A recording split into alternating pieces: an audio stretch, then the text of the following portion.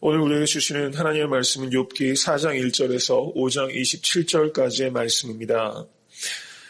이 두 장을 다 읽을 수 있는 그런 시간적인 여유가 없기 때문에 오늘 이 내용은 엘리바스가 욥에게 와서 연설한 내용입니다. 4장 1절부터 5장 27절까지 전체 내용 중에서 가장 핵심적인 부분만을 골라서 읽고 제가 전체적으로 말씀을 설명드리겠습니다. 먼저 욥기 4장 1절에서 8절까지의 말씀을 봉독하겠습니다. 4장 1절에서 8절 봉독합니다. 대만 사람 엘리바스가 대답하여 가로되 누가 내게 말하면 내가 염증이 나겠느냐 날지라도 누가 참고 말하지 아니하겠느냐. 전에 내가 여러 사람을 교훈하였고 손이 늘어진 자면 강하게 하였고 넘어져 가는 자를 말로 붙들어 주었고 무릎이 약한 자를 강하게 하였거늘 이제 이 일이 내게 임함에 내가 답답하여 하고 이 일이 내게 당함에 내가 놀라는구나. 내 의뢰가 경외함에 있지 아니하냐. 내 소망이 내 행위를 완전히 함에 있지 아니하냐. 생각하여 보라. 죄 없이 망한 자가 누구인가. 정직한 자의 끊어짐이 어디 있는가. 내가 보건대 악을 밭갈고 독을 뿌리는 자는 그대로 거두나니. 4장 12절에서 17절 말씀 다 같이 합독하겠습니다. 12절에서 17절입니다. 무슨 말씀이 내게 가만히 임하고 그 가는 소리가 내게 들렸었나니 곧 사람이 깊이 잠들 때쯤 하였으니라. 내가 그 밤에 이상으로 하여 생각이 번거로울 때에 두려움과 떨림이 내게 이르러서 모든 골절이 흔들렸었느니라. 그때의 영이 내 앞으로 지나매 내 몸의 털이 쭈뼛하였었느니라. 그 영이 서는데 그 형상을 분변치는 못하여도 오직 한 형상이 내 눈앞에서 있었느니라. 그때 내가 종용한 중에 목소리를 들으니 이르기를 인생이 어찌 하나님보다 의롭겠느냐. 사람이 어찌 그 창조하신 이보다 성결하겠느냐. 5장 17절에서 27절까지의 말씀입니다. 볼지어다 하나님께 징계받는 자에게는 복이 있나니 그런즉 너는 전능자의 경책을 업신여기지 말지니라. 하나님은 아프게 하시다가 싸매시며 상하게 하시다가 그 손으로 고치시나니 6가지 환난에서 너를 구원하시며 7가지 환난이라도 그 재앙이 내게 미치지 않게 하시며 기근 때의 죽음에서 전쟁 때의 칼 권세에서 너를 구속하실 터인즉 내가 혀의 채찍을 피하여 숨을 수가 있고 멸망이 올 때에도 두려워 아니할 것이라. 내가 멸망과 기근을 비웃으며 들짐승을 두려워 아니할 것은 밭의 돌이 너와 언약을 맺겠고 들짐승이 너와 화친할 것임이라. 내가 내 장막의 평안함을 알고 내 우리를 살펴도 잃을 것이 없을 것이며 내 자손이 많아지며 내 후예가 땅의 풀 같을 줄을 내가 알 것이라. 내가 장수하다가 무덤에 이르리니 곡식단이 그 기한에 운반되어 올리움 같으리라. 볼지어다 우리의 연구한 바가 이 같으니 너는 듣고 내게 유익된 줄 알지니라. 아멘. 제가 욥기 첫 시간에 말씀드린 대로 오늘은 그 전체적으로 엘리바스의 연설입니다. 그리고 내일 나눌 말씀은 욥기 6장과 7장인데 욥의 두 번째 연설입니다. 그렇기 때문에 오늘 말씀도 이렇게 나누어서 제가 설명을 드리면 전체적으로 흐름이 깨지게 되고 내일도 6장과 7장을 이렇게 다 같이 묶어서 말씀을 드릴 때 의미가 통하게 됩니다. 제 말씀은 댁에서 미리 그 부분들을 이렇게 읽어오시지 않으면 전체적으로 올바른 이해를 하기가 대단히 어렵다. 그런 걸 말씀을 드리는 거고요. 그 욥기 제가 40일 동안 강의 그 설교 계획표를 참고하셔서 미리 댁에서 좀 읽으시고 이 기회에 그 욥기에 대해서 좀 보다 정확한 이해 그리고 또 삶에 이렇게 온전한 실천이 있을 수 있도록 힘써 주시면 더 유익할 것 같습니다. 엘리바스가 이 친구 3명 중에서 흔히들 가장 나이가 많고 지혜롭고 그리고 또 대담한 사람이다 이렇게 알려지고 있습니다. 엘리바스가 4장 1절을 한번 보시겠습니다. 4장 1절과 2절. 4장 1절과 2절을 보시면 다 같이 한번 읽어볼까요? 대만 사람 엘리바스가 대답하여 가로되 누가 내게 말하면 내가 염증이 나겠느냐 날지라도 누가 참고 말하지 아니하겠느냐. 이 말을 표준세 번역은 좀 더 우리가 이해하기 쉽게 번역하고 있습니다. 표준세 번역의 번역을 보시면 이렇게 나타나고 있습니다. 누가 내게 말을 걸면 너는 짜증스럽겠지. 말을 하지 않으려고 했지만 참을 수가 없다. 생각해봐라. 이렇게 말을 하고 있는 것입니다. 욥이 바로 앞에서 자신이 어찌하여 이런 고난이 있는가, 자신이 태어난 날과 밤에 대해서 저주하고 내가 차라리 죽었으면 좋겠다 이렇게 말하면서 얼마나 내가 죽기를 원하냐면 땅을 파서 보석을 찾는 것보다도 내가 죽기를 더 원한다. 이렇게까지 말을 했던 것입니다. 그랬더니 지금 엘리바스가 내가 너 말 정말 짜증나서 못 들어주겠다. 이렇게 말하면서 말을 안 하려고 했는데 도저히 말을 안 하고 넘어갈 수가 없네. 한번 내 말 좀 들어봐. 이렇게 말을 시작하고 있다는 것이죠. 7일 동안 같이 음식을 먹지 않고 옆에서 침묵하면서 참 본받을 만한 그런 우정을 보여줬는데 그 욥이 말했을 때 그 말에 금방 발끈해서 지금 하나님의 말을 가지고 친구를 아주 매섭게 몰아치고 있는 것입니다.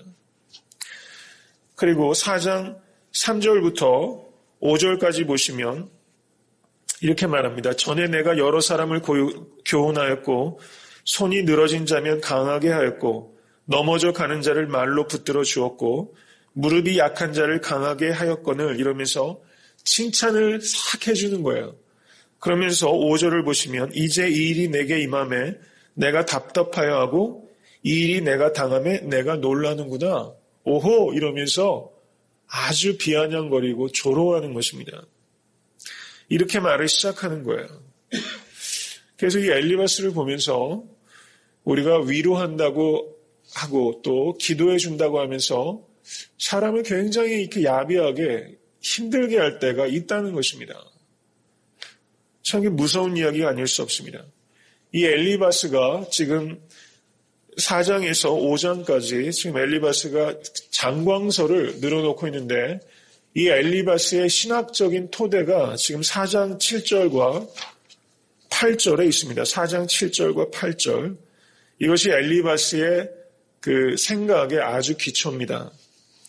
다 같이 한번 읽어보겠습니다. 4장 7절과 8절. 생각하여 보라. 죄 없이 망한 자가 누구인가? 정직한 자의 끊어짐이 어디 있는가? 내가 보건대 악을 밭갈고 독을 뿌리는 자는 그대로 거두나니. 이것이 엘리바스의 신학이었어요. 이 말은 죄 없이 망한 자가 누가 있냐? 너가 망한 건 죄 때문이야. 정직한 자의 끊어짐이 어디 있느냐? 네가 자식들 다 잃고 그렇게 끊어진 거는 네가 정직하지 못하기 때문이야. 이런 이야기를 하면서 내가 보건대 악을 밭갈고 독을 뿌리는 자는 그대로 거둔다 이러면서 인과응보의 그런 철학, 인과응보의 신학을 지금 말하고 있습니다. 예수님께서도 이런 말씀을 하셨어요. 마가복음 4장 24절 한번 보겠습니다. 다 같이 읽겠습니다. 또 가라사대 너희가 무엇을 듣는가 스스로 삼가라. 너희의 헤아리는 그 헤아림으로 너희가 헤아림을 받을 것이요 또 받으리니. 예수님의 이 말씀도 심은 대로 거둘 것이다. 이 말씀인 것입니다. 갈라디아서 6장 7절 말씀, 사도 바울의 서신입니다. 갈라디아서 6장 7절 말씀. 다 같이 읽겠습니다. 스스로 속이지 말라. 하나님은 만홀이 여김을 받지 아니하시나니 사람이 무엇으로 심든지 그대로 거두리라. 어때요? 지금 욥에게 지금 엘리바스가 한 말, 죄 없이 망한 자가 누구인가? 정직한 자의 끊어짐이 어디 있는가? 내가 보건대 악을 밭갈고 독을 뿌리는 자는 그대로 거두나니. 이렇게 말씀을 자기가 인용해서 이야기하고 있는데 이 말씀은 예수님께서도 하신 말씀이고 바울 사도도 하신 말씀이라는 거죠. 말씀 자체는 틀린 말이 아닙니다. 신학적인 원리가 맞아요. 여기 문제가 있다는 것입니다. 문제는 이 엘리바스가 말씀에 대해서 깊은 이해가 부족하고 그 말씀을 적용해야 될 상황을 잘못 선택하고 있다는 데 문제가 심각하다는 것입니다. 오히려 말씀을 알아서 더 상처를 주는 경우가 많이 있다는 거예요. 우리가 말씀을 가지고 고문할 때가 굉장히 많습니다. 우리가 신학교에서도 교수님들께서 의견이 갈려서 다툼이 벌어져요. 일반 대학교에 가서는 그냥 사회학과 교수랑 철학과 교수나 정치학과 교수가 싸웠다. 그럼 끝나고 에이 소주 한잔해 이러면서 풀어질 수 있는 문제가 신학교에서 교수님들끼리 싸우면요. 이게 잘 안 돼요. 서로 말씀 가지고 서로 상처를 두고 기도의 결과로 하기 때문에. 그리고 목사님들끼리 모이는 회의 같은 데 가면은 의외로 이게 잘 화합이 잘 안 되고 인간관계에 틀어진 경우가 많습니다. 부끄러운 일이지만 교회 내에서도 분쟁이 생기면 저마다 말씀을 가지고 이야기를 하고 저마다 기도를 가지고 이야기를 한다는 것이죠. 여기에 굉장히 어려움이 있다는 것을 우리가 좀 깨달아야 되는 것입니다. 욥기 4장 12절과 17절 말씀 한번 보시겠습니다. 시작할 때 읽었던 말씀인데요. 4장 12절 말씀 다시 한번 보겠습니다. 무슨 말씀이 내게 가만히 임하고 그 가는 소리가 내 귀에 들렸었나니. 지금 무슨 얘기를 하는 겁니까? 지금 자기가 잠들었을 때 밤의 이상으로 말씀을 주셨다는 거예요. 하나님께서 이런 체험을 주셨다는 겁니다. 그러니까 어떻습니까? 체험까지 들먹이면서 자기가 얘기하는 것이 옳다는 거예요. 그러니까 욥, 내 말 똑바로 들어. 내가 이것은 신비한 경험을 통해서도 하나님께서 내게 이렇게 말씀하셨다. 이렇게 말하면서 4장 17절 한번 보겠습니다. 다시 한번 읽습니다. 인생이 어찌 하나님보다 의롭겠느냐? 사람이 어찌 그 창조하신 이보다 성결하겠느냐? 이 말씀이 맞는 말입니까? 틀린 말입니까? 이 말씀 맞는 말이죠? 이것만 놓으면은 맞는 말이에요. 그러니까 듣는 사람이 더 미치는 겁니다. 지금 이 엘리바스가 전혀 잘못 상황을 이해하고 있잖아요. 천상회의를 모르잖아요. 왜 하나님께서 이런 고난을 욥에게 주는지 엘리바스는 아무것도 몰라요. 욥의 상처를 전혀 모릅니다. 그런데 말씀 자체는 맞는 말 가지고 전혀 지금 다른 얘기를 하면서 고통을 배가시키고 있다는 것입니다. 5장 1절 한번 보시겠습니다. 5장 1절. 다 같이 읽습니다. 부르짖어 보아라. 내게 응답할 자가 있겠느냐? 거룩한 자 중에 내가 누구에게로 향하겠느냐? 이 말도 얼마나 아픈 말인지 몰라요. 한번 마음껏 부르짖어 보아라. 좀 격하게 말하면 너가 아무리 짓거려 봐라. 하나님께서 응답하시겠느냐? 거룩한 자께서 내게 향하겠느냐? 참 말이 얼마나 상처가 되는 말들을 지금 하고 있는지 알 수가 없습니다. 그러면서 5장 8절 한번 보시겠습니다. 5장 8절 다 같이 읽습니다. 나 같으면 하나님께 구하고 내일을 하나님께 의탁하리라.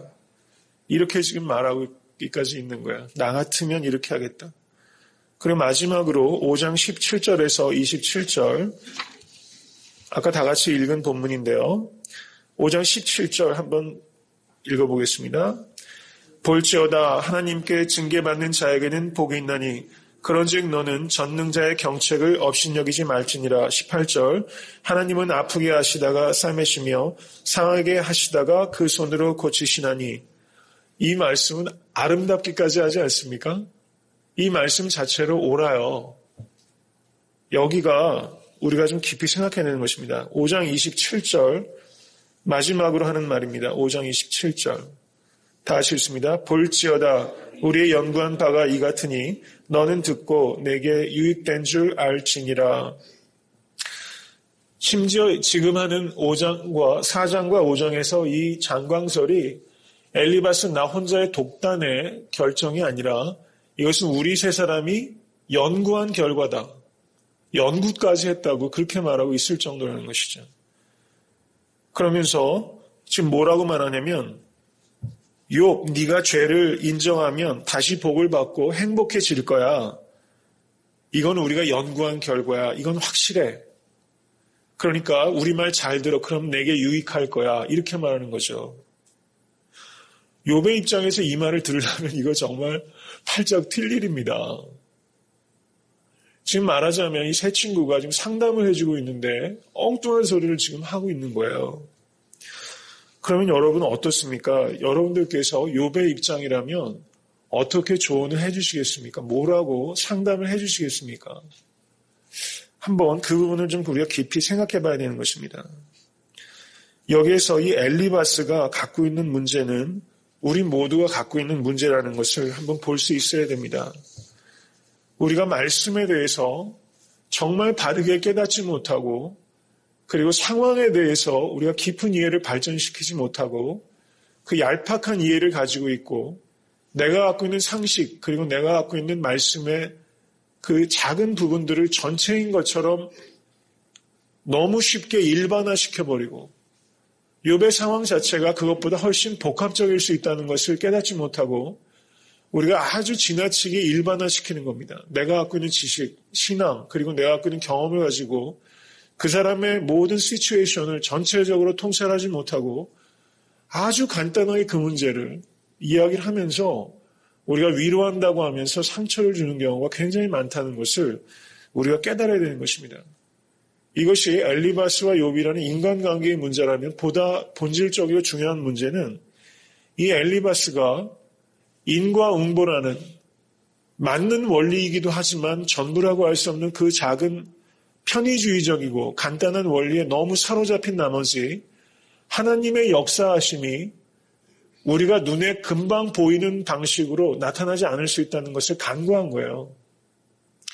지금 하나님께서 욥의 고난 속에서 하나님의 목적과 선하심이 지금 긴 시간을 가지고 역사하는데 지금 엘리바스라는 아주 짧은 기간에 나타나는 현상만을 보고 이것은 하나님께서 역사하시는 것이 아니고 이거는 모든 것이 네 죄 때문이다. 이런 식으로 지금 하고 있다는 거죠. 이런 식의 판단을 가지고 정죄하기 시작한다면 욥에게 닥친 고난, 아브라함이 겪었던 고난, 야곱이 겪었던 고난은 어떻게 해석해낼 수가 있겠습니까? 지금 엘리바스는 하나님의 말씀을 가지고 하나님에 대해서 완전히 깜깜하고 무지한 그런 일들을 지금 범하고 있다는 것이죠. 그래서 지금 엘리바스는 하나님을 전혀 모르고 있는 겁니다. 하나님께서 어떤 목적을 가지고 계시고 하나님의 방법이 무엇이고 하나님의 때가 무엇인지 전혀 모르고 자기가 알고 있는 성경 말씀에 그냥 흥분하고 그것을 쉽게 적용하고 있는 이런 오류를 범하고 있다는 것이죠.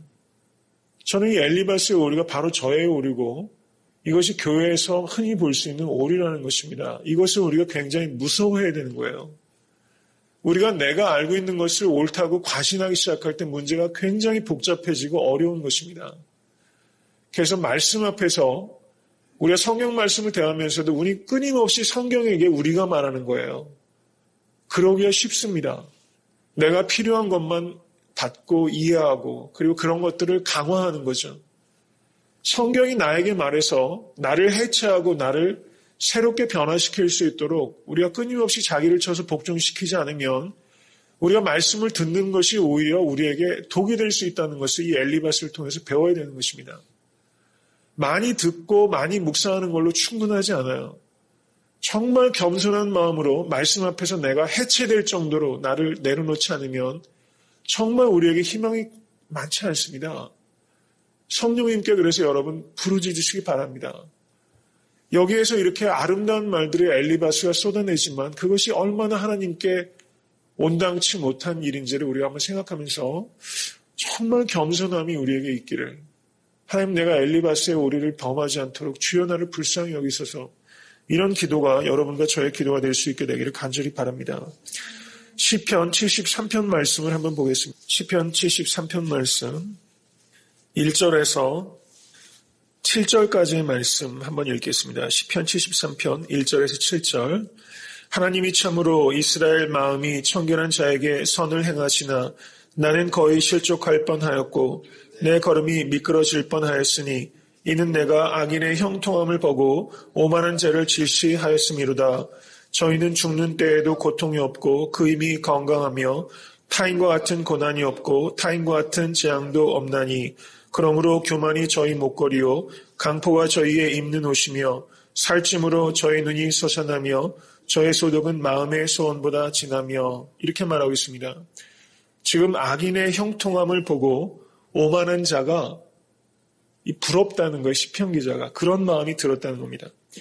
악인이 죽을 때도 고통이 없이 죽고 악인의 힘이 건강하고 고난도 없고 재앙도 없고 살찌고 그리고 저희들이 밖에서 버는 게 마음의 소원보다 늘 풍성하고 이런 모습들을 보니까 이 시편 기자가 실족할 뻔했고 내가 걸음이 미끄러질 뻔했다는 겁니다. 지금 엘리바스가 기준으로 본다면 여기에 이 아기는 하나님께 축복받은 거잖아요. 그렇지 않다는 것입니다. 12절을 한번 보시겠습니다. 12절, 73편 12절. 볼지어다 이들은 악인이라 항상 평안하고 재물은 더하도다. 항상 평안하고 재물이 더하고 이 땅에서 하나님 없이 승승장구하는 것이 제일 무서운 겁니다. 하나님 없이 잘 되는 사람은 정말 희망이 없어요. 그것을 우리가 두려워해야 되는 것입니다. 그런데 17절을 한번 보시겠습니다. 17절에서 20절 다 같이 읽습니다. 하나님의 성소에 들어갈 때야 저의 결국을 내가 깨달았나이다. 주께서 참으로 저희를 미끄러운 곳에 두시며 파멸에 던지시니 저희가 어찌 그리 졸지에 황폐되었는가 놀람으로 전멸하였나이다. 주여 사람이 깬 후에는 꿈을 무시함같이 주께서 깨신 후에 저희 형상을 멸시하리이다. 혹시 악인의 형통함을 부러워하신 적이 있으십니까? 우리가 이 땅에 사는 것이 마치 꿈꾸는 것 같이 된다는 것입니다. 꿈을 깰 때에는 악인의 형상이 멸시된다는 것이죠. 그리고 저들이 전멸할 거라는 겁니다. 시편 73편의 이 말씀은 이 엘리바스의 신학과는 전혀 다른 거죠. 우리가 너무 가시적으로 순간적으로 그리고 현세적으로 드러나는 현상 때문에 하나님의 축복과 저주를 예단하지 마시길 바랍니다. 여러분에게 닥치는 고난, 육신의 고난, 물질의 고난 이런 것들이 그게 축복이 아니라는 것이죠.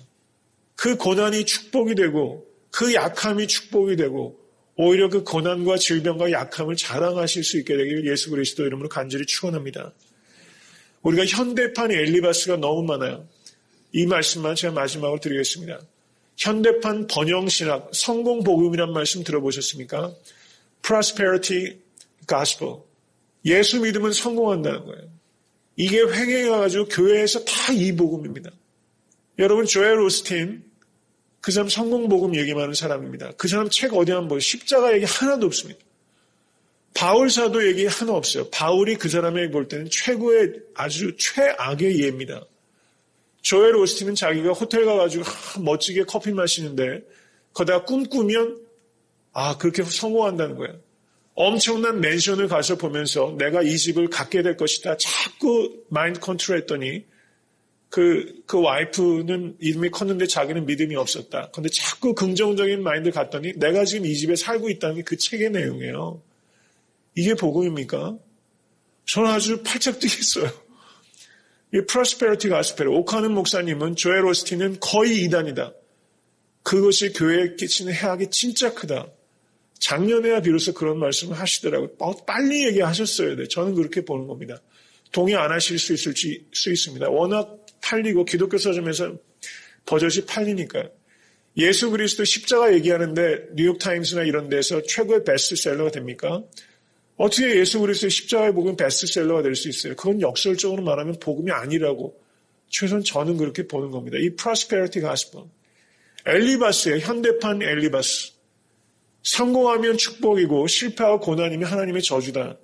이런 이야기를 하는 현대판 엘리바스가 넘쳐나는 것이고 우리가 조금만 긴장을 놓치면 미혹되고 속습니다.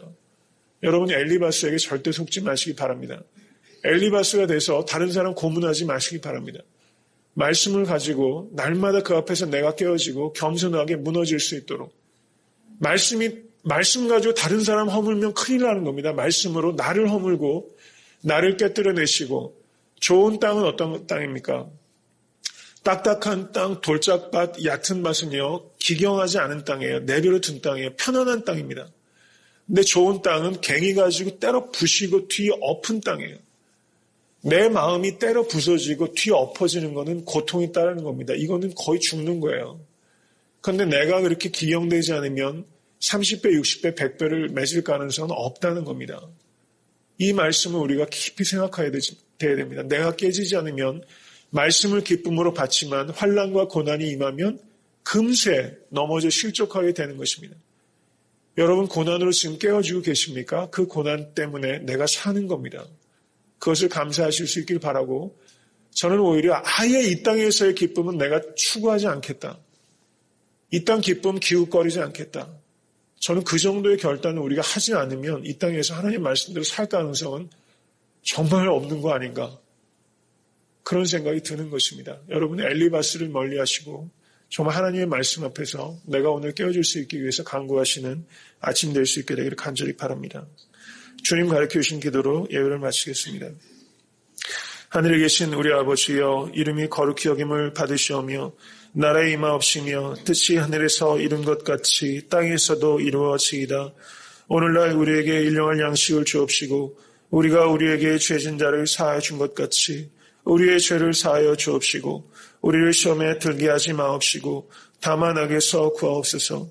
대개 나라와 권세와 영광이 아버지께 영원히 있사옵나이다. 아멘.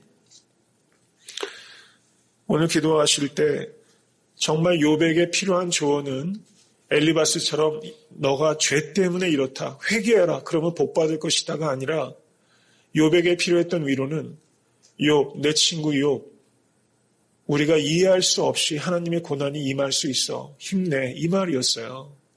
이해할 수 없는 고난이 있어. 욥, 나도 이해가 되지 않아.